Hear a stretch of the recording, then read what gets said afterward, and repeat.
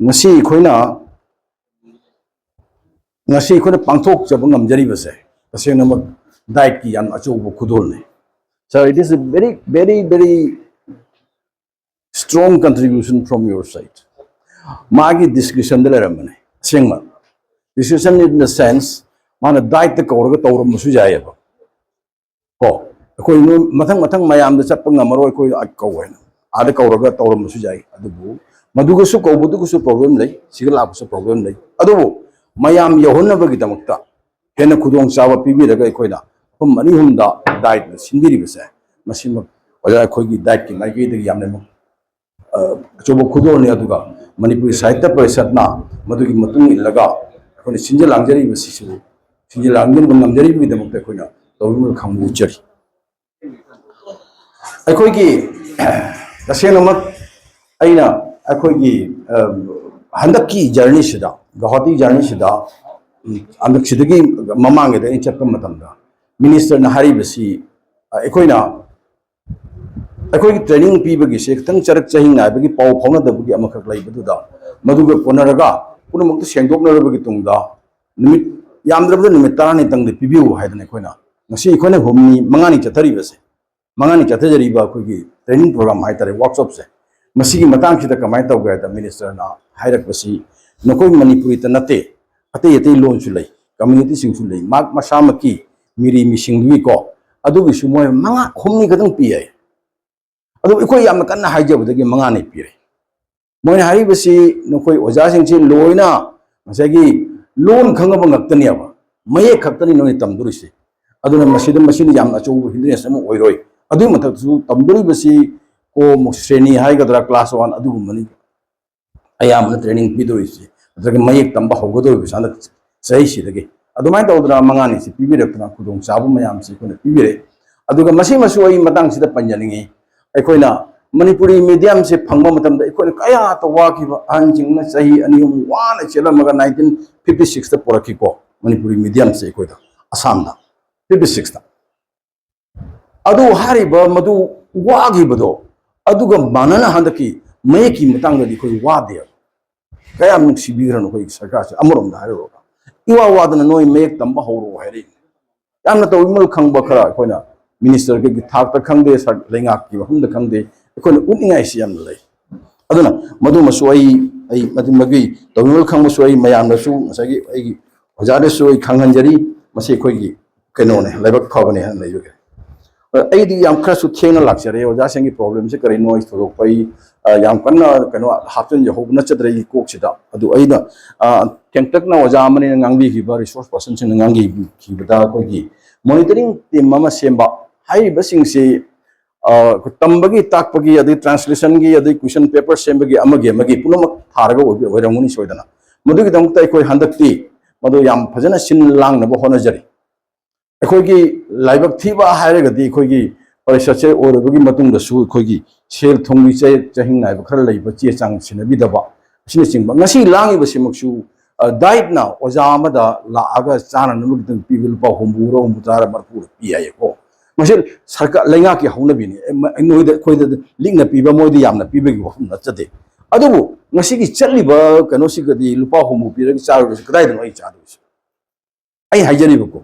मदो खंग करिगो परिषद की मफम सिदा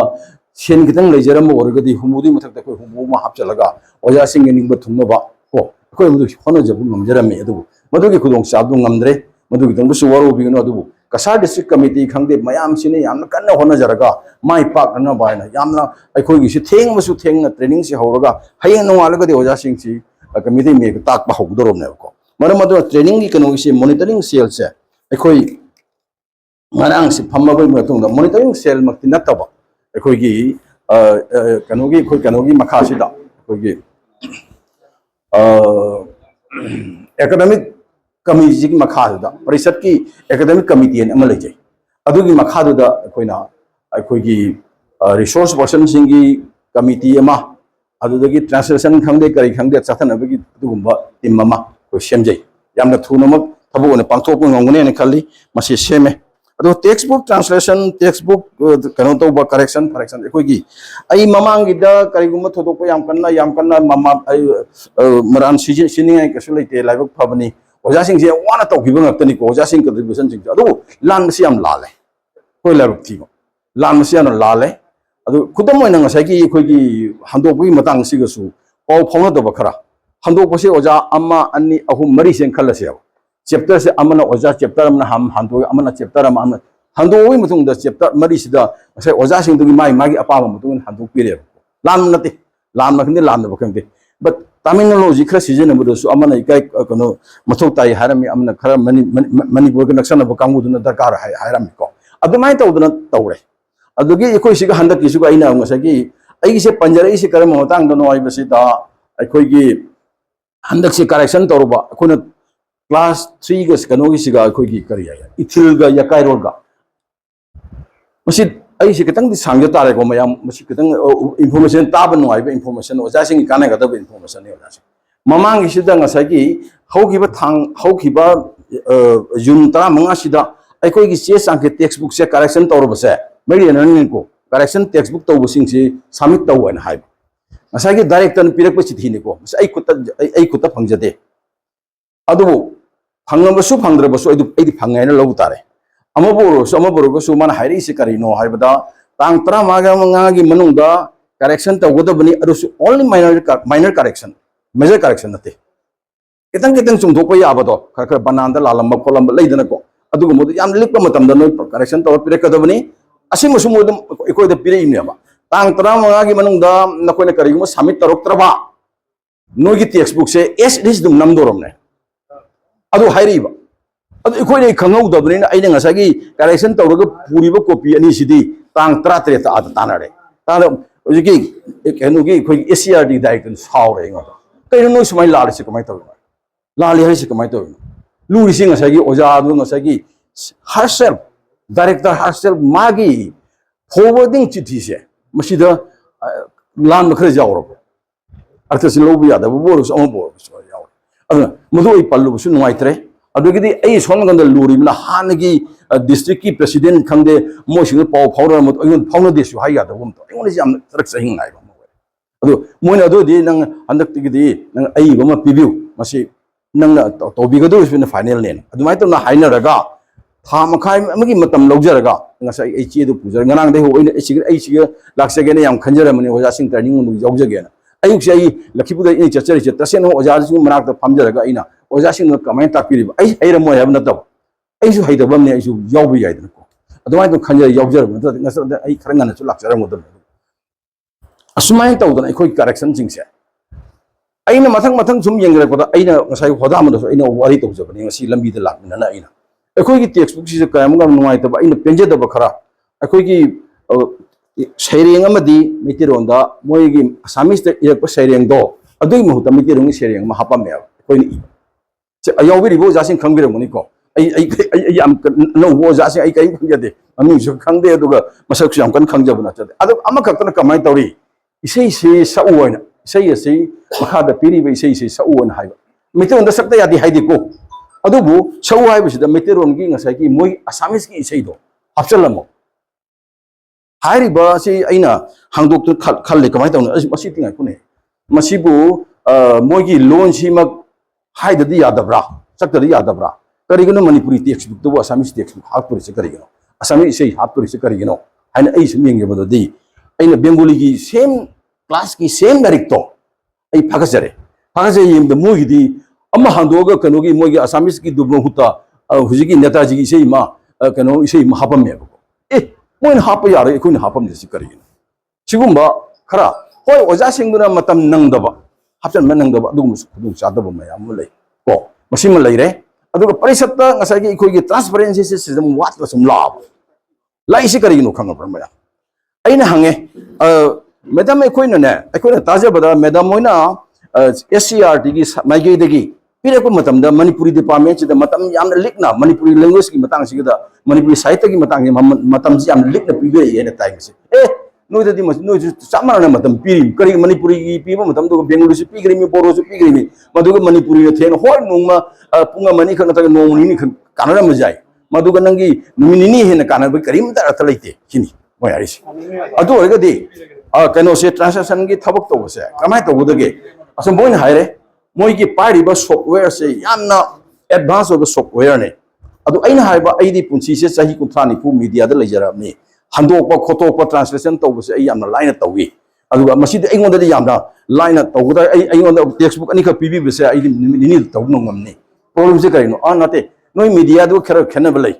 हारिबा सॉफ्टवेयर से मसि लैब ताई लुपा लाख अमग समथिंग ताई आई को अइसे ममन ओनर म याउन दब याई को अदुदगी अइना हारि अदुगदी ओजा अइना हारि सॉफ्टवेयर से कोई लौब याद्रा गवर्नमेंट ना पाइगदब्रा अजंग अतंग हाइबि को जको गवर्नमेंट ना पाइगदब सॉफ्टवेयर सिबु कोई लौब यादब्रा हाइबसिदा मोने हाइरे यबो नोई मणिपुरी की ओइना सॉफ्टवेयर अमाक नोई कसारम दम खक सिजनई मदो एस इट इज कोई लाग तवी अदो प्रॉब्लम नहीं अंगपनी को सिस आई नॉलेज अमता लेजदब मयांगी ममांग दा पाइबेरम सिंगसु कइमता हाइबिदब हारिबसे अइना खंजरिसे हुजिकती लाख अमा पीबसे लुपा मोई लुपा लिसिंग कुंते तक फंगी गना हाय सॉफ्टवेयर से कंप्यूटर लेब नते को सॉफ्टवेयर मचांग कोई कोई कन लेबनी को कोई ताल मिस्त्री मान बकनो कोई पोन पेन कनो देना बको अदुइदो कशु काइदे नोय लेब याय हाइबदे अइ मदु वखन तौर तौर लाई अइ होता मदु हंगी मसे कोई लेब्रा अखोई लेरिसे अखोई लेब्रा लेतबा खंगद्रे अदुगा अमदि लई बट मदु परिषद की पैसाना लेब लेदो खंगदो के अमलु से लई नो पोसक सिंग अखोई से कायम काम तावदो लेरम गे हाइबस अदुना मथंग मथंग दे करेक्शन खंगे ओजा मयाम तौबिरम सिंग से ममांग इशु लाली हाजर ओजा यामना वाना वाना तौंग जानी अखोई मोइना सरुक से अचुंब खंगदे अरान खंगे पोसक सिमा सेमगा मपुंग थम्बिरमनिना मदुदगी इखोइना चिंदो लाली हाइबसे यम नुआइबा अदुनी इखोइ फंगजरिबो खुदोंग चाबसना अदुना ममांगी ओजाना तौबिरम सिंग से अखोई अदुबो सिंदु थागचरगा तौबिमल खंगो उचरगा मथंगदगी असुगुम अरान अखोइ सिंग से यावदनबा चुमी अखोइना बनान द कइदे स्पेलिंग से याम मथुक ताद्रे हारेगसु अखोइना ngasi सेमदोइबा टेक्स्ट बुक सिमक्से हयेंग मिति लोंदा मिति मेक्ता मु ट्रांसक्राइब तौदुइने अदुना मसे अखोइना कितन सेक्शन होदबा यादबा अदुदगे मु बनान खंगदे स्पेलिंग खंगदे अखोइ मयाम लोइना तौबा तारे अखोइना लारिक सिदगा क्लास ना अमना क्लास द इरमी अमना थाक हाइना इरमी अमना कनवा कई याम इने अदु पुथोदे नुवाइरा रोइद आई यावजरी आई कनो द बेक मनुंदा अदु सिंदो ngसागी अइन लाली अमत नाचदे ओजा बट यूनिफॉर्मिटी अमदे लैता है लेयम थोक्त्रने ओजा अदा ओजा ना क्लास है इनी अमना था गायना इनी अदुदी ओजा अदुना मार्क पीबा मतमदा हायरकनी दना सिदी जाद्रे ना सिना माई कनो अदुना असिगी यूनिफॉर्मिटी से कोने कितंगसु मेंटेन तो बताई अदुगी असामीज ना ngसागी हाइबा ओजा मैम हाइबदो आदर लेरगा असामीज ना ngसाई डीटीबी तौबनिना हाइबदो आई पुसीदा मिति मजागा डीटीबी तौरपुनते असामीज तौर इन तौजरइसे अदु कदाय द कमाय तौना तौबदगे आई खर खंगजै अदुना ngसागी इखोगी ओजा सिंगसिगा कितंग खुदुंग चागदबा हारगदा हाइरिबा सिंग हाइरिबी हाइरोनेको हाइरिबा से ngसागी आकार दो मांगिदुनियाबा सिंगिदु पुजलक मतमदा आकार दु दुम लैबा दमकता से पुजलमदा अदुगुंबा इखोगी तसेनमक हंदोई मिद लान मनतबा डीटीबी तौर मिदम सु लान अदुगुम मयाम म यावी मसे पुनमक से इखोना चुमथोक यारै मखै लान मसे 100% दी हाइजरो ओजा 90% दी अखोगी मतम सिदा पुथोकचगे खलिबसे मसे हानगी अममांगी अखोगी कंगई सिंगु यावबिगनी अनोसु मयाम हापचंगनी अदुमाय तौदना अखोगी सिंजगे खंजरी मसमाय तौदना अखोना ट्रांसलेशन की मतंग सिगसु अखोना सिंजरी अदुगा अखोई गोजा कनोगा अखोगी एडवाइजर हाइबिगिबतो अखोगी ओजा सिंगसु मसागी कन खनबा मतमदा चरक चहिंग नाइबा खरा हनगिसिगा हाई स्कूल लेवल गिसु यावी हाइबदो को मसे तसेन मु यावसु गाइदे नि खली अदुबो अहानबदा अखोनी प्रेफरेंस वाइज पीगदोरिसिदी एलपी की थाकने मोइना नैनादोरिसि खंगदोरिसि मथंग मथंग अदुगेदी ngसागी तमंगमदे एलपी गिदा फजना हाइरदे गमसा स्कूल अमतनिना ngसागी हायर क्लास की मिसिंग लोइन हाइरक की जारी ट्रेनिंग पीदबसु जारी बको अदुना मथंग गिददी अखोइना क्लास 2 की लाखिनी 2 3 लाखिनी अदुगा ngसाई सेंदोपियो हाइबना ngसाई इखोई कनोसे क्लास 2 थे अइना मैडम द हारे मेसेज सगत कनो दा अखोगी डायरेक्टर मैडम द अइना हाजरे मेसेज अखोई थेंग मसे थेंबिरकनो नो नखोई मागेदगे यारेगे अखोई ngana तौजगे मसिगी अयाबसि पिजरी अदुननि माना ngसागी अखोगी क्लास 2 3 की हंदोकनबगिने मिति मेक्ता हंदोकनबगी लारी हुजितगी पिरेइसे अइना हारे मांगजोन पिबिरोसिनिया नो सेप्टेम्बर द ओरगा सेप्टेम्बर हगलक द पिरदि कदाइदगी अखोनि चेन ngamune मदो सिंदो अइना हाजरम अदो सिंदो गवर्नमेंट ताबी कोई सोयन तौरी अदुगा दाइट अखोगी मिति ओजा मा हाबिउ हापिउ हाइबसे मसे अखोगी हुजिक फावददी कोई ओजा मैमना तौबीरकना आई मसे खंगजरे अदुगा दाइट ओजा लेते कोई की निभाना लास्ट ओजा ने माई मुहत सिमजिने बला यिद्रे अदुगा माई मुहत सु हापिरक्त्रे असिन सिंबा मसीदी आई मसी हेतंग मनिंग मोइदि हाइजरे अदु कोई की ओइबा डिमांड दो अदु थंगनी कोई डिमांड ओ थंबसिदा कोई न ngasi मणिपुरी साहित्य परिषद की सु माइगे दगी सु Manipuri language protection coordination committee ने चिंबगी माइगे दगी सु अते इते माइगे दगी सु अखोई की मणिपुरी एकेडमिक ऑफिसर मा हापियो मणिपुरी की हेक ट्रांसलेशन खंगदे लान मखंदे पुनमक्तु की रिस्पांसिबल पुगदबा लायबिलिटी होइगदबा अदुगुंबा मा हापियो बसे सही आ तारा कुन ममांदे कोई डिमांड तौले हापी दे मसीदे कोने याम कन्नसु तक्सलबसु ngamde अखोई मितेरोन तमजरो हाई आपोते को अदुने कोई तौरी बसे कोई खरा अवाबा फिबम दे लई अदुना मसी कोई की याम कन्ना कोई की हुजी की डाइट सिगा कोई की हुजिकती याम लुसल्लाबने चतोरी से मिति मे खरा लरेगदी सही 3 निपान मतुंग ददी मिति मे तंग खंगबो ओजादुनी डाइट ततोरिस नत्र होइसा अदु रगदी मासे मिति रोंगी ओजामा नतगन मिति मे खंग नतग मिति मणिपुरी ओजामा हापा तंगाई फदम लाकने मदुई मतम दुगा मोय खंगदोरी मे कमाय कोई थिंग सिको चुमदेना हुजी दगी हाप चुमेना हाइदोइस अदु कोई डिमांड दी म तौरनेबा तौरनी मदु कोई हुजी गामना कोई यामना जेन्युइन ओइबा डिमांड ओइ खलाबने मदुई अगे अइना कोई की रेनो सिगा अखोई असुम मयाम सुम मिते मेक से ओजा आइसे याम कन्ना खंगबदि नते मिते मेक की कैरेक्टर खंगदे अदुगी ओजा मयाम दा इन हाइजनिंग से अखोई की resource person सिंगना लोइना Hibi grub लोइना ताकबी grub नतनी अइना कितंग लाइथबा नत्रगना खंगबदा नुआइगदबा नत्रगना अखोई की वारी सानाबदा खरख यावपा आई खंग आई हंगगा हाइजरकनी को इसे लाइक यम पारोना हाइरप नते अखोई की मिते मेक की कोई की टॉप कैरेक्टर्स मसिगा अखोई मिते मेक हारि हराउ से करिगिनो मिते मेक हारि असु कोई बसे कोई की लोन दिल कुइरे 56 तगी कोई तंबा होरे अदुवा अखोई मयाम नगा कोई की लेमिनरी बक सिंगसिना नोई की लोन दिल लई मेक दिल जद्रने का लेजदे ने का हाइबसे एकदम ताबदा सुम नुआइ त मुदम नि कोई को एको को नि नत्रा अदु अइना 1978 ता एमए तंगत मतमदा अइना क्वाइदगी नुआइ तबसे असम दा मयक अनिखक लेरमी हिंगना नतग not I am sorry North East दा इंडिजिनस मनुंगा लोन मयक अनिखक लय मयक तो करी नो है द Manipuri script and Bodo script Manipuri script लेजरे लेज मतम तो कुछ लेरे स्क्रिप्ट से एकोने पुथोक्तना सीजन नदना पॉपुलराइज तौदबगी तंगाइरे को लारी को फोंग दो मत 78 की वारी निकोइगा अदुमाइन तौ तौबदगी बोरोगदी यमो बोरोगसे मयक हुसी मोइ लेजदे मोद लेरम से पुमांग मांग रबा थीबा फंगद्रबा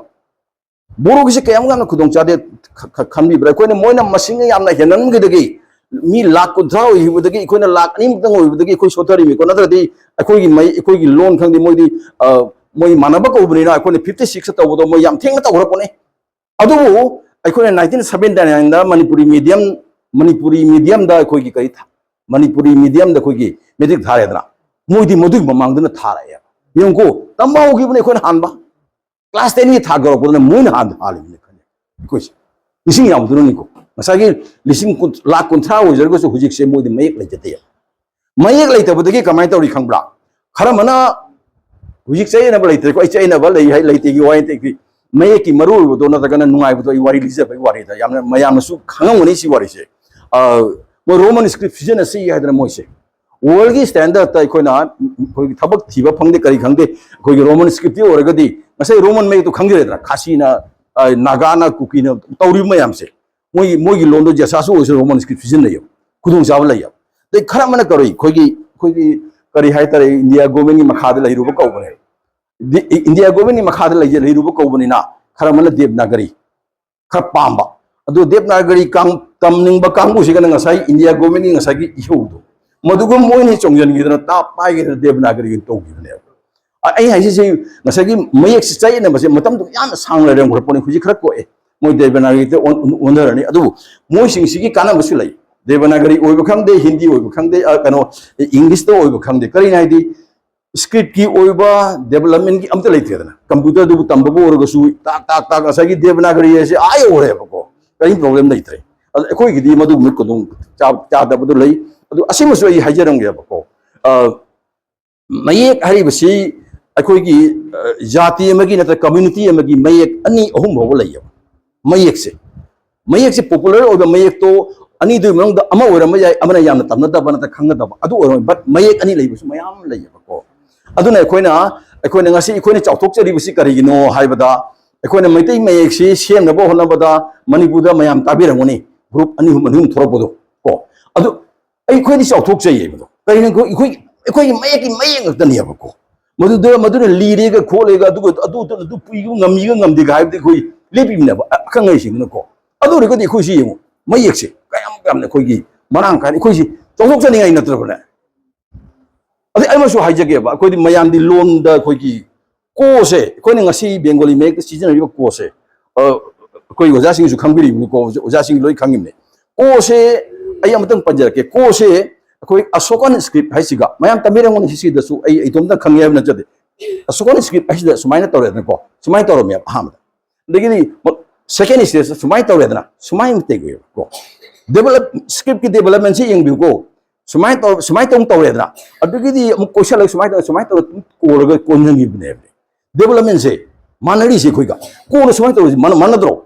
ꯍꯧꯔꯛꯄꯁꯤ ꯃꯥꯟꯅꯗ꯭ꯔꯣ ꯑꯗꯨꯗꯤ ꯃꯥꯟꯅꯐꯝ ꯊꯣꯛꯇ꯭ꯔꯗꯣ ꯑꯩꯅ ꯍꯥꯏꯁꯤ ꯌꯥꯝꯅ ꯂꯥꯏꯕ ꯋꯥꯔꯤꯅꯤꯀꯣ ꯀꯣꯒꯤ ꯗꯦꯕꯂꯞꯃꯦꯟꯁꯤ ꯀꯃꯥꯏꯅ ꯂꯥꯛꯀꯦ ꯍꯥꯏꯕꯗꯨꯒꯤ ꯑꯗꯨ ꯑꯩꯈꯣꯏꯒꯤꯗꯤ ꯃꯌꯦꯛ ꯍꯥꯏꯕꯁꯤꯒꯤ ꯑꯩꯈꯣꯏꯒꯤ ꯌꯥꯝ ꯅꯨꯡꯁꯤꯕ ꯈꯔ ꯂꯩ ꯑꯩꯈꯣꯏꯒꯤꯗꯤ ꯑꯩ ꯉꯁꯥꯏ ꯂꯛꯈꯤꯕꯨꯗꯁꯨ ꯑꯩ ꯍꯥꯏꯖꯔꯝꯃꯦ ꯑꯩꯈꯣꯏꯒꯤ ꯃꯌꯦꯛꯁꯤꯡꯁꯤꯗꯤ ꯑꯩꯈꯣꯏꯒꯤ ꯃꯤꯇꯩ ꯃꯌꯦꯛꯁꯦ ꯃꯔꯨꯑꯣꯏꯅ ꯑꯩꯈꯣꯏꯒꯤ ꯍꯛꯆꯥꯡꯒꯤ ꯃꯅꯨꯡ ꯍꯛꯆꯥꯡꯒꯤ ꯃꯊꯛ ꯊꯪꯕ ꯁꯔꯨꯛ ꯑꯃꯁꯨꯡ ꯍꯛꯆꯥꯡꯒꯤ ꯃꯊꯛ ꯍꯛꯆꯥꯡꯒ ꯃꯔꯤ ꯂꯩꯅꯕ ꯃꯛꯇꯒꯤ ꯁꯦꯝꯕꯅꯦꯕ ꯑꯇꯤꯌꯥꯅ ꯍꯥꯏꯔꯤꯗꯣ ꯁꯝꯃꯅ ꯍꯥꯏꯔꯤꯗꯣ ꯍꯛꯆꯥꯡꯒ ꯗꯥꯏꯔꯦꯛ ꯃꯔꯤ ꯂꯩꯅꯕ ꯄꯣꯠꯁꯛ ꯉꯥꯛꯇꯅꯤ ꯃꯗꯨꯗꯒꯤ ꯁꯦꯝꯃꯤꯕꯅꯤ ꯃꯁꯤꯃ ꯑꯩ ꯂꯩꯖꯔꯦ ꯃꯌꯥꯝꯗ ꯑꯗꯨꯝ ꯑꯩ ꯈꯪꯍꯟꯖꯕꯅꯤ ꯑꯗꯒꯤꯗꯤ ꯑꯩꯈꯣꯏꯒꯤ ꯇꯣꯞ ꯇꯣꯞꯄ ꯀꯦꯔꯦꯛꯇꯔꯤꯁꯇꯤꯛ ꯑꯃꯅ ꯀꯔꯤꯅꯣ ꯍꯥꯏꯕꯁꯤꯗ ꯑꯩꯈꯣꯏꯅ ꯀꯣꯁꯦ ꯇꯝꯕꯗ ꯉꯁꯥꯏꯒꯤ ꯑꯩꯈꯣꯏꯅ ꯃꯌꯦꯛꯁꯤꯒꯤ ꯃꯤꯍꯧꯔꯣꯜ ꯍꯥꯏꯇꯥꯔꯦ ꯍꯧꯔꯛꯄꯒꯤ ꯋꯥꯔꯤꯁꯤ ꯑꯩꯈꯣꯏ ꯑꯗꯨꯝ ꯑꯣꯖꯥꯁꯤꯡ ꯇꯥꯛꯄꯤꯔꯝꯒꯅꯤ ꯀꯣꯛꯁꯦ ꯑꯩꯈꯣꯏ ꯏꯂꯥꯏ ꯂꯥꯏꯅ ꯆꯤꯟꯐꯥ ꯍꯦꯛꯇ ꯄꯨꯗꯦꯕ ꯅꯣꯏ ꯀꯣꯛꯁꯤꯅ ꯁꯤꯅꯤ ꯁꯝꯅ ꯁꯤꯅꯤ ꯍꯛꯆꯥꯡꯒꯤ ꯃꯅꯨꯡꯗꯒꯤ ꯁꯨꯃꯥꯏꯅ ꯇꯧꯔꯛꯄꯅꯤ ꯁꯨꯃꯥꯏꯅ ꯁꯤ ꯑꯣꯏꯕꯗꯒꯤ ꯁꯝ ꯀꯧꯔꯤꯕꯅꯤ ꯍꯥꯏꯅꯆꯤꯡꯕꯁꯦ ꯑꯣꯖꯥꯁꯤꯡꯅ ꯁꯨꯃꯥꯏꯅ ꯇꯥꯛꯄꯤꯔꯝꯒꯅꯦꯕ ꯃꯗꯨ ꯑꯩꯈꯣꯏꯗꯤ ꯕꯦꯡꯒꯣꯂꯤ ꯃꯌꯦꯛꯁꯦ ꯇꯝꯕ ꯃꯇꯝꯗ ꯑꯣꯖꯥꯁꯤꯡ ꯆꯤꯟꯐꯥ ꯄꯨꯔꯛꯏ ꯅꯠꯇ꯭ꯔꯅꯦ ꯀꯣꯁꯦ ꯀꯃꯥꯏꯅ ꯍꯧꯔꯛꯏꯅꯣ ꯑꯩꯈꯣꯏ ꯈꯪꯗꯦ ꯉꯣ ꯆꯣ ꯄ꯭ꯔꯒ ꯖꯣ ꯖꯣꯅꯤ ꯑꯗꯨꯃꯥꯏꯅ ꯑꯗꯨꯝ ꯇꯝꯃꯛꯇꯅ ꯑꯩꯈꯣꯏ ꯍꯩꯔꯛꯏꯅꯦꯕ ꯑꯩꯈꯣꯏ ꯈꯪꯉꯛꯇꯦꯕ ꯂꯣꯟꯒꯤ ꯃꯤꯍꯧꯔꯣꯟꯁꯤ ꯀꯔꯤꯅꯣ ꯑꯗꯣ ꯑꯩꯈꯣꯏꯒꯤ ꯃꯤꯇꯩ ꯃꯌꯦꯛꯁꯤꯒꯗꯤ ꯃꯁꯤꯒꯤ ꯈꯨꯗꯣꯡꯆꯥꯕꯁꯤꯃ ꯑꯩꯈꯣꯏꯗ ꯂꯩ ꯑꯩꯈꯣꯏꯒꯤ ꯂꯣꯟꯁꯤ ꯄꯪꯁꯦꯝꯕ ꯄꯪꯇꯧ ꯇꯧꯕ ꯅꯠꯇꯦ ꯍꯥꯏꯕꯁꯤꯃ ꯑꯩ ꯃꯁꯤꯃ ꯃꯌꯥꯝꯗ ꯊꯝꯖꯔꯒꯦ ꯂꯣꯏꯅꯅ ꯑꯣꯖꯥꯁꯤꯡꯅ ꯇꯥꯛꯄꯗꯁꯨ ꯌꯥꯎꯔꯝꯒꯗꯕ ꯑꯩꯅ ꯉꯁꯥꯏꯒꯤ ꯃꯌꯥꯝꯒꯤ ꯇꯥꯛꯄꯤ ꯇꯝꯕꯤꯔꯤꯉꯩ ꯃꯇꯝꯗ ꯌꯥꯎꯍꯧꯗꯕꯅꯤꯅ ꯑꯩꯅ ꯑꯃꯨꯛꯀ ꯍꯟꯖꯟꯅ ꯃꯌꯥꯝꯒꯤ ꯅꯣꯂꯦꯖ ꯑꯣꯏꯅꯕ ꯍꯥꯏꯖꯕꯅꯦ ꯑꯗꯨꯕꯨ ꯈꯪꯗꯕꯒ ꯌꯥꯎꯔꯝꯕꯗꯤ ꯌꯥꯝ ꯅꯨꯡꯉꯥꯏꯕ ꯋꯥꯔꯤ ꯑꯃꯈꯛ ꯂꯤꯖꯒꯦ ꯑꯩꯈꯣꯏꯒꯤ ꯃꯌꯦꯛ ꯀꯩꯅꯣꯁꯦ ꯆꯩꯁꯤꯡ ꯃꯌꯦꯛꯁꯦ ꯆꯩꯁꯤꯡ ꯃꯌꯦꯛꯁꯦ ꯑꯣꯖꯥꯁꯤꯡꯁꯨ ꯇꯥꯛꯄꯤꯔꯝꯃꯅꯤꯀꯣ ꯆꯩꯁꯤꯡ ꯃꯌꯦꯛꯁꯦ ꯀꯃꯥꯏꯅ ꯇꯧꯒꯦꯗ 1 2 3 4 5 6 7 8 9 10 ꯍꯥꯏꯔꯤꯕꯁꯤꯡ ꯑꯁꯦ ꯑꯩꯈꯣꯏꯒꯤ ꯃꯃꯥꯒꯤ ꯄꯤꯕꯨꯛꯅꯨꯡꯗ ꯃꯃꯥꯒꯤ ꯁꯤꯌꯣꯝꯅꯨꯡꯗ ꯃꯆꯥ ꯑꯃꯅ ꯇꯥꯏꯕꯪ ꯃꯤꯑꯣꯏꯕꯅ ꯂꯩꯔꯤꯕ ꯁꯛꯇꯝꯗꯣ ꯑꯃ ꯍꯥꯏꯔꯤꯕꯁꯤ ꯃꯥꯒꯤ ꯊꯥ ꯑꯃ ꯃꯤꯔꯣꯜꯂꯛꯄ ꯁꯨꯕꯒꯤꯗꯣ ꯑꯣꯖꯥ ꯃꯗꯨꯒꯤ ꯁꯛꯇꯝꯗꯨꯅꯦꯕ ꯑꯅꯤ ꯍꯥꯏꯔꯤꯕꯁꯦ ꯃꯆꯥꯗꯨ ꯃꯥꯒꯤ ꯃꯃꯥꯒꯤ ꯄꯤꯕꯨꯛꯅꯨꯡꯗ ꯂꯩꯕꯒꯤ ꯁꯛꯇꯝꯗꯨꯅꯦꯕ ꯁꯛꯂꯣꯟꯗꯨꯅꯦꯕ ꯐꯤꯗꯨꯞꯇꯨꯅꯦꯕ ꯑꯗꯨꯃꯥꯏꯅ ꯇꯧꯅ 9 ꯁꯨ ꯑꯗꯨꯅꯤ 9 ꯁꯨ ꯑꯗꯨꯅꯤ ꯊꯥ ꯉꯁꯥꯏꯒꯤ ꯑꯗꯨ ꯑꯩꯈꯣꯏꯁꯤ ꯀꯌꯥꯃꯨꯛ ꯌꯥꯝꯅ ꯃꯔꯤ ꯂꯩꯅꯕꯒꯦ ꯃꯁꯤ ꯍꯥꯏꯒꯗꯅ ꯑꯩꯈꯣꯏ ꯌꯥꯝ ꯆꯥꯎꯊꯣꯛꯆꯅꯤꯡꯉꯥꯏ ꯑꯗꯩꯗꯤ ꯍꯦꯜꯂꯤ ꯍꯥꯏꯕꯤꯅꯨꯀꯣ ꯑꯗꯨꯒꯨꯝꯕꯗꯨ ꯁꯨꯃꯥꯏꯅ ꯍꯥꯏꯔꯣꯏꯗꯕꯅꯤ ꯑꯩꯈꯣꯏ ꯃꯤꯇꯩꯁꯤ ꯌꯥꯝ ꯍꯥꯏꯒꯠꯂꯦꯕꯀꯣ ꯑꯩꯈꯣꯏ ꯀꯧꯕꯨꯗꯩ ꯍꯧꯕꯅꯤ ꯑꯗꯨꯗꯒꯤꯗꯤ ꯑꯗꯨꯃꯥꯏꯅ ꯇꯧꯗꯅ ꯄ꯭ꯔꯤꯊꯤꯕꯤꯁꯤ ꯑꯗꯨꯒꯤ ꯑꯩꯈꯣꯏꯅ ꯂꯣꯏ ꯁꯟꯗꯣꯛꯈꯤꯕꯅꯤꯒ ꯍꯥꯏꯈꯤꯗꯅ ꯑꯗꯨ ꯍꯥꯏꯔꯤꯕ ꯊꯥꯖꯕꯁꯦ ꯑꯩꯈꯣꯏꯗꯤ ꯍꯦꯟꯅ ꯆꯥꯎꯈꯠꯄ ꯀꯝꯃ꯭ꯌꯨꯅꯤꯇꯤ ꯃꯌꯥꯝ ꯑꯃ ꯂꯩ ꯑꯩꯈꯣꯏꯗꯤ ꯆꯥꯎꯈꯠꯇꯕ ꯇ꯭ꯔꯥꯏꯕꯦꯜ ꯀꯝꯃ꯭ꯌꯨꯅꯤꯇꯤ ꯃꯌꯥꯝ ꯃꯣꯏꯁꯨ ꯍꯥꯏꯌꯦꯕ ꯑꯁꯤꯃ ꯀꯥꯎꯕꯤꯅꯣ ꯑꯩꯈꯣꯏꯅ ꯃꯍꯦꯜ ꯂꯩꯕꯁꯤ ꯅꯠꯇꯦ ꯃꯣꯏꯒꯤꯁꯨ ꯋꯥꯔꯤ ꯂꯩ ꯃꯣꯏꯁꯨ ꯄꯨꯋꯥꯔꯤ ꯂꯩꯌꯦꯕꯀꯣ ꯑꯩꯈꯣꯏꯁꯨ ꯑꯗꯨꯃꯥꯏꯅ ꯍꯧꯔꯛꯏ ꯑꯩꯈꯣꯏꯗꯒꯤ ꯂꯣꯏꯅ ꯍꯧꯈꯤꯕ ꯃꯤꯒꯤ ꯈꯥꯁꯤꯅꯒ ꯑꯩꯈꯣꯏꯒꯤ ꯍꯤꯟꯗꯨ ꯆꯠꯂꯝꯕ ꯈꯥꯁꯤꯅꯒ ꯌꯦꯟꯒ ꯂꯥꯠꯂꯤꯁꯤꯅꯤ ꯉꯁꯥꯏ ꯌꯦꯟ ꯈꯣꯡꯉꯒ ꯑꯗꯨꯃꯥꯏꯅ ꯇꯧꯗꯅ ꯂꯥꯟ ꯇꯧꯈꯤꯕꯒꯤ ꯑꯗꯨꯃꯥꯏꯅ ꯇꯧꯗꯅ ꯍꯧꯔꯛꯏꯅꯤ ꯑꯩꯈꯣꯏ ꯑꯗꯨꯗꯩ ꯄ꯭ꯔꯤꯊꯤꯕꯤꯁꯤ ꯁꯟꯗꯣꯛꯈ꯭ꯔꯤꯃꯦ ꯑꯗꯣ ꯃꯣꯏꯁꯨ ꯂꯩꯗꯅꯀꯣ ꯑꯩꯈꯣꯏ ꯁꯤꯗ ꯂꯩꯗ ꯍꯥꯏꯖꯕꯖꯥꯟꯗꯦ ꯑꯩꯈꯣꯏ ꯃꯤꯇꯩꯅꯦ ꯄꯪꯍꯥꯏ ꯍꯥꯏꯖꯜꯂꯔꯣꯏꯗꯕꯅꯤ ꯑꯗꯨꯃꯥꯏꯅ ꯇꯧꯗꯅ ꯑꯩꯈꯣꯏꯒꯤ ꯆꯩꯁꯤꯡ ꯃꯌꯦꯛꯁꯤꯃ ꯑꯗꯨꯝ ꯂꯩꯖꯔꯦ ꯃꯁꯤꯃ ꯑꯩ ꯃꯌꯥꯝꯗ ꯈꯤꯇꯪ ꯑꯩꯅ ꯈꯪꯖꯕ ꯈꯔꯗꯣ ꯑꯩ ꯀꯩꯅꯣ ꯇꯧꯖꯕꯅꯤ ꯁꯦꯌꯔ ꯇꯧꯖꯕꯅꯤ ꯑꯗꯨꯒ ꯑꯩꯅ ꯁꯨꯝ ꯃꯊꯪ ꯂꯥꯛꯆꯕꯗ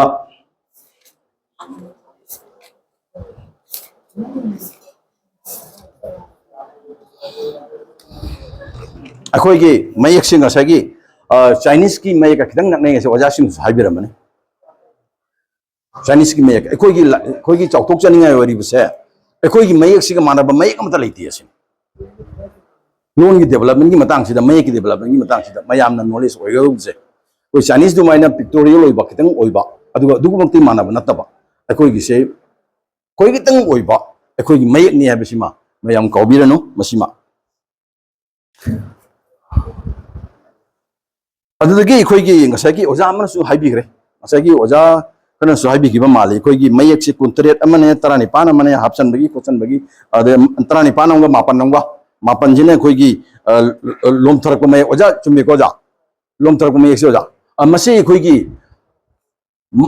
ꯍꯥꯞꯆꯟꯕ ꯍꯥꯏꯗꯤ ꯁꯦꯝꯕꯁꯨ ꯌꯥꯎꯔꯕꯅꯦ ꯁꯤ ꯁꯦꯝꯖꯤꯟꯕꯁꯨ ꯌꯥꯎꯔꯕꯅꯤ ꯑꯩꯈꯣꯏꯅ ꯑꯔꯤꯕ ꯂꯣꯟ ꯑꯩꯈꯣꯏꯅ ꯉꯥꯡꯅꯔꯤꯉꯩ ꯃꯇꯝꯗ ꯑꯩꯈꯣꯏꯅ ꯁꯤꯖꯤꯟꯅꯔꯝꯗꯕ ꯇꯥꯝ ꯃꯌꯥꯝ ꯑꯃ ꯂꯩꯗꯅ ꯑꯩꯈꯣꯏꯅ ꯀꯩꯅꯣꯗ ꯍꯤꯟꯗꯨꯗ ꯑꯃ ꯆꯪꯁꯤꯜꯂꯛꯄ ꯑꯗꯒꯤ ꯁꯥꯍꯦꯕꯁꯤꯡ ꯇꯤꯟꯅꯔꯛꯄ ꯈꯣꯠꯂꯛꯄ ꯇꯥꯝ ꯃꯌꯥꯝ ꯑꯃ ꯁꯤꯖꯤꯟꯅꯔꯦ ꯃꯗꯨ ꯄꯨꯕ ꯉꯝꯅꯕꯒꯤꯗꯃꯛꯇ ꯍꯥꯞꯆꯤꯟꯈꯤꯕ ꯀꯩꯅꯣꯅꯦ ꯃꯁꯤꯗ ꯑꯩꯈꯣꯏꯅ ꯌꯦꯡꯅꯅꯤꯡꯉꯥꯏ ꯀꯔꯤꯝ ꯍꯥꯞꯆꯤꯜꯂꯤꯕꯁꯤ ꯑꯩꯈꯣꯏꯒꯤ ꯑꯣꯏꯕ ꯄꯣꯠꯅꯤ ꯃꯁꯤꯃ ꯑꯩꯈꯣꯏꯅ ꯀꯥꯎꯕꯤꯔꯣꯏꯗꯕꯅꯤ ꯑꯗꯨꯗꯒꯤꯗꯤ ꯁꯤꯃ ꯂꯩꯖꯔꯦ ꯀꯣ ꯃꯄꯥꯟ ꯂꯩꯕꯥꯛꯀꯤ ꯇꯥꯝꯁꯤꯡꯁꯤ ꯏꯕ ꯌꯥꯅꯅꯕꯒꯤꯗꯃꯛꯇꯅꯤ ꯑꯣꯖꯥ ꯍꯥꯞꯆꯤꯟꯈ꯭ꯔꯤꯁꯤ ꯑꯗꯩ ꯂꯤꯕꯁꯤꯒꯁꯨ ꯑꯩꯅ ꯐꯪꯅꯖꯔꯤꯁꯤ ꯑꯣꯖा ꯑꯩꯈꯣꯏ ꯂꯥꯏ ꯍꯥꯛꯇꯛꯇꯒꯤꯅꯦ ꯂꯥꯏ ꯍꯥꯛꯇꯛꯇꯒꯤ ꯂꯤꯖꯟꯗ꯭ꯔꯤ ꯃꯇꯝꯗ ꯑꯩꯈꯣꯏꯒꯤ ꯂꯣꯟꯁꯤꯒꯤ ꯃꯌꯦꯛꯁꯤꯒ ꯀꯣꯟꯅꯅ ꯂꯣꯟꯅ ꯀꯣꯟꯅꯅ ꯃꯌꯦꯛ ꯂꯩꯔꯝꯕꯒꯤ ꯑꯣꯖꯥꯁꯤ ꯑꯃꯨꯛꯇꯪ ꯇꯥꯕꯤꯌꯨꯀꯣ ꯑꯣꯖꯥ ꯃꯌꯥꯝ ꯇꯥꯕꯤꯕ ꯉꯥꯛꯇꯅꯤ ꯍꯥꯟꯅ ꯇꯥꯈ꯭ꯔꯕ ꯉꯥꯛꯇꯅꯤ ꯍꯟꯖꯤꯜꯂꯒꯗꯤꯀꯣ ꯌꯥꯝ ꯅꯨꯡꯉꯥꯏꯕ ꯃꯌꯥꯝꯅ ꯍꯦꯛ ꯂꯤꯕ ꯃꯇꯝꯗꯁꯨ ꯍꯦꯛꯇꯃꯛ ꯐꯥꯛꯇꯣꯛꯎꯁꯨ ꯄꯪꯐꯥꯛꯇ ꯐꯥꯛꯇꯣꯛꯑꯒ ꯌꯥꯔꯣꯏꯗꯧꯕ ꯀꯥꯎꯊꯣꯛꯈꯤꯕ ꯌꯥꯎꯗꯣꯔꯤꯕ ꯑꯗꯨꯒ ꯁꯤꯡꯖꯥ ꯈꯣꯝꯕꯤ ꯍꯨꯕꯨ ꯂꯩꯃ ꯅꯥꯔꯦꯡ ꯁꯨꯕꯤ ꯆꯨꯝꯃꯤꯀꯣ ꯑꯩꯅ ꯄꯥꯔꯤꯁꯦ ꯑꯣꯖꯥ ꯂꯥꯏ ꯃꯃꯤꯡꯁꯦ ꯃꯁꯤ ꯃꯈꯣꯏꯒꯤ ꯃꯍꯩꯒꯤ ꯂꯥꯏꯅꯤ ꯑꯗꯨ ꯁꯤꯒꯤ ꯃꯇꯝꯁꯤꯗ ꯉꯁꯥꯏꯒꯤ ꯑꯩꯈꯣꯏꯒꯤ ꯑꯣꯖꯥ ꯅꯗꯤꯌꯥ ꯆꯥꯟꯅ ꯏꯕ ꯂꯥꯏꯔꯤꯛꯇ ꯉꯁꯥꯏꯒꯤ ꯃꯁꯤꯒꯤ ꯑꯩꯈꯣꯏꯒꯤ ꯄꯨꯇꯤꯟꯗ ꯃꯁꯤꯒꯤ ꯃꯥꯒꯤ ꯑꯩꯈꯣꯏ ꯃꯤꯇꯩ ꯃꯌꯦꯛꯁꯤ ꯄꯜꯂꯝꯕꯒꯤ ꯋꯥꯔꯤ ꯑꯃ ꯑꯩꯈꯣꯏꯅ ꯃꯤꯇꯩ ꯃꯌꯦꯛ ꯌꯥꯎꯕꯒꯤ ꯋꯥꯔꯤꯁꯦ ꯃꯁꯤ ꯑꯩꯈꯣꯏꯗ ꯂꯩꯔꯦꯕ ꯆꯨꯝꯃꯦꯀꯣ ꯑꯣꯖꯥ ꯁꯤꯃ ꯃꯁꯤ ꯌꯥꯝ ꯆꯨꯝꯃꯦ ꯑꯗꯨꯗꯒꯤꯗꯤ ꯑꯣꯖꯥ ꯑꯗꯨꯗꯒꯤꯗꯤ ꯑꯩꯈꯣꯏꯒꯤ ꯀꯩꯅꯣꯗ ꯂꯤꯅꯤꯡꯉꯥꯏ ꯑꯣꯏꯕꯁꯤ ꯑꯃꯈꯛꯅ ꯃꯌꯥꯝ ꯈꯪꯅꯔꯝꯕ ꯉꯥꯛꯇꯅꯤ ꯑꯩꯈꯣꯏꯒꯤ ꯁꯒꯣꯜ ꯀꯥꯡꯖꯩꯁꯦ ꯁꯤꯒꯤ ꯃꯇꯝꯗ ꯑꯩꯈꯣꯏꯅ ꯁꯤꯖꯤꯟꯅꯔꯝꯕꯒꯤ ꯃꯌꯦꯛꯁꯤ ꯁꯤꯖꯤꯟꯅꯕꯒꯤ ꯑꯃꯈꯛ ꯁꯒꯣꯜ ꯀꯥꯡꯖꯩ ꯍꯥꯏꯔꯤꯕꯁꯤ ꯑꯩꯈꯣꯏ ꯃꯅꯤꯄꯨꯔꯗꯒꯤ ꯍꯧꯈꯤ ꯍꯥꯏꯗꯅꯀꯣ ꯃꯁꯤ ꯑꯩꯈꯣꯏꯒꯤ 3100 BCꯗ ꯃꯅꯤꯄꯨꯔꯗ ꯍꯧꯔꯦ ꯍꯥꯏꯔꯦ ꯍꯥꯏꯔꯤꯕꯁꯤ ꯑꯩꯅ ꯍꯥꯏꯕ ꯅꯠꯇꯦꯀꯣ ꯃꯅꯤꯄꯨꯔꯒꯤ ꯂꯥꯏꯔꯤꯛꯅ ꯍꯥꯏꯕ ꯅꯠꯇꯦ ꯑꯩꯈꯣꯏꯒꯤ ꯒꯤꯅꯤꯁ ꯕꯨꯛ ꯑꯣꯐ ꯋꯥꯔꯜड ꯔꯦꯀꯣꯔꯗꯁꯅ ꯃꯥꯒꯤ 1991ꯒꯤ ꯆꯦꯐꯣꯡꯗ ꯃꯥꯅ ꯐꯣꯡꯕ ꯂꯥꯏꯔꯤꯛꯇ 239 ꯁꯨꯕ ꯄꯦꯖꯇ ꯂꯃꯥꯏꯗ ꯄꯜꯂꯝꯃꯕꯅꯦ ꯑꯗꯨꯅꯗꯤ ꯑꯩꯈꯣꯏꯅ 3100 ꯂꯩꯖꯔꯦ BCꯒꯤ ꯑꯣꯏꯕ ꯑꯗꯨꯗꯒꯤ ꯃꯁꯤꯒꯤꯗꯒ ꯑꯃꯨꯛ 2295 ꯑꯃ ꯇꯤꯟꯖꯟꯕꯤꯔꯛꯑꯣ ꯑꯗꯣ ꯑꯩꯈꯣꯏꯒꯤ ꯃꯌꯦꯛꯁꯦ ꯅꯠꯇ꯭ꯔꯒ ꯂꯣꯟꯁꯦ 500,595 ꯃꯨꯛ ꯁꯨꯔꯕꯅꯦ ꯀꯌꯥꯃꯨꯛ ꯌꯥꯝ ꯂꯩꯔꯝꯃꯗꯒꯦ ꯌꯥꯝ ꯆꯥꯎꯊꯣꯛꯆꯅꯤꯡꯉꯥꯏꯅꯤ ꯑꯣꯖꯥꯁꯤꯡ ꯃꯁꯤꯃ ꯑꯩꯃ ꯑꯗꯨꯝ ꯑꯣꯖꯥꯁꯤꯡꯒꯤ ꯀꯩꯅꯣ ꯑꯣꯏꯅꯅꯕꯒꯤꯗꯃꯛꯇ ꯈꯪꯕꯗ ꯅꯨꯡꯉꯥꯏꯅꯕ ꯑꯩꯅ ꯍꯥꯞꯆꯤꯟꯖꯕꯅꯤ ꯉꯁꯥꯏꯒꯤ ꯃꯌꯦꯛꯇꯨꯒ ꯑꯣꯖꯥ ꯑꯩꯅ ꯇꯝꯖꯔꯛꯄꯗ ꯑꯩꯅ ꯈꯪꯕ ꯍꯩꯇꯕꯅ ꯈꯪꯗꯦ ꯑꯣꯖꯥ ꯑꯩꯈꯣꯏꯗꯤ 1 10 100 ꯂꯤꯁꯤꯡ ꯑꯩꯈꯣꯏ ꯇꯝꯃꯛꯏꯁꯤꯕꯨꯅꯦ 1 10 100 ꯂꯤꯁꯤꯡ 10 ꯂꯥꯈ 10 ꯀꯣꯇꯤ ꯑꯗꯨꯏ ꯃꯈꯥꯗ ꯀꯩ ꯂꯩ ꯑꯣꯖꯥ ꯊꯣꯏꯗꯣꯛꯄ ꯌꯥꯝ ꯂꯩꯇ꯭ꯔꯦꯀꯣ ꯈꯔ ꯂꯩꯔꯝꯒꯅꯤ ꯁꯣꯏꯗꯅ ꯂꯩꯔꯝꯒꯅꯤ ꯁꯣꯏꯗꯅ ꯑꯗꯨꯕꯨ ꯃꯤꯇꯩ ꯃꯌꯦꯛꯇꯗꯤ ꯁꯨꯏꯅꯣꯁꯦ 12 ꯐꯥꯎ ꯂꯩꯌꯦꯕ ꯀꯔꯤ ꯀꯧꯕꯗꯣ ꯅꯥꯅ ꯑꯩ ꯈꯪꯖꯗ꯭ꯔꯦ ꯑꯗꯨꯕꯨ ꯂꯥꯏꯔꯤꯛꯅ ꯍꯥꯏꯕꯅꯤ ꯃꯁꯦ ꯑꯩꯈꯣꯏ ꯏꯗꯅ ꯂꯩꯔꯕꯅꯤ ꯁꯨꯏꯅꯣ 12ꯒ ꯑꯃꯒ ꯑꯗꯨ ꯑꯣꯏꯔꯒꯗꯤ ꯑꯩꯈꯣꯏꯁꯦ ꯀꯔꯣꯔ ꯌꯧꯈ꯭ꯔꯦꯕꯀꯣ ꯃꯁꯤꯒꯤ ꯆꯩꯁꯤꯡꯁꯤ ꯑꯩꯈꯣꯏ ꯂꯩ ꯍꯥꯏꯕꯅꯤꯗ ꯑꯩꯈꯣꯏ ꯉꯁꯥꯏꯒꯤ ꯃꯔꯛꯇ ꯄꯟꯗ꯭ꯔꯤꯁꯤꯗ ꯑꯗꯨꯒ ꯂꯥꯛꯇꯅ ꯀꯔꯣꯔꯗ ꯑꯩꯈꯣꯏ ꯄꯟꯅ ꯂꯩꯇ꯭ꯔꯦ ꯑꯗꯨꯒꯤ ꯃꯊꯛꯀꯤꯁꯨ ꯂꯩ ꯍꯥꯏꯅ ꯑꯩꯈꯣꯏꯅ ꯁꯤꯃ ꯂꯧꯕ ꯌꯥꯔꯦ ꯑꯗꯨꯗꯒꯤ ꯑꯃꯈꯛ ꯑꯩꯅ ꯉꯁꯥꯏꯒꯤ ꯑꯣꯖꯥꯅꯁꯨ ꯄꯟꯕꯤꯔꯛꯏꯕ ꯑꯣꯖꯥ ꯁꯥꯟꯇꯤꯅꯁꯨ ꯍꯥꯏꯐꯦꯠ ꯀꯩꯅꯣꯁꯦ ꯑꯩꯈꯣꯏꯒꯤ ꯄꯟꯕꯤꯔꯛꯄꯗ ꯑꯩꯈꯣꯏꯒꯤ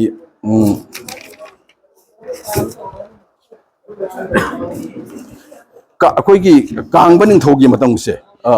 ꯁ꯭ꯇꯣꯟ ꯏꯟꯁꯀ꯭ꯔꯤꯞꯁꯟꯁꯦ ꯑꯁꯤꯃꯗꯤ ꯌꯥꯝ ꯁꯦꯡꯉꯕꯅꯤ ꯑꯩꯈꯣꯏꯒꯤ ꯂꯤꯕꯒꯤꯁꯦ ꯁ꯭ꯇꯣꯟ ꯏꯟꯁꯀ꯭ꯔꯤꯞꯁꯟꯁꯤꯗ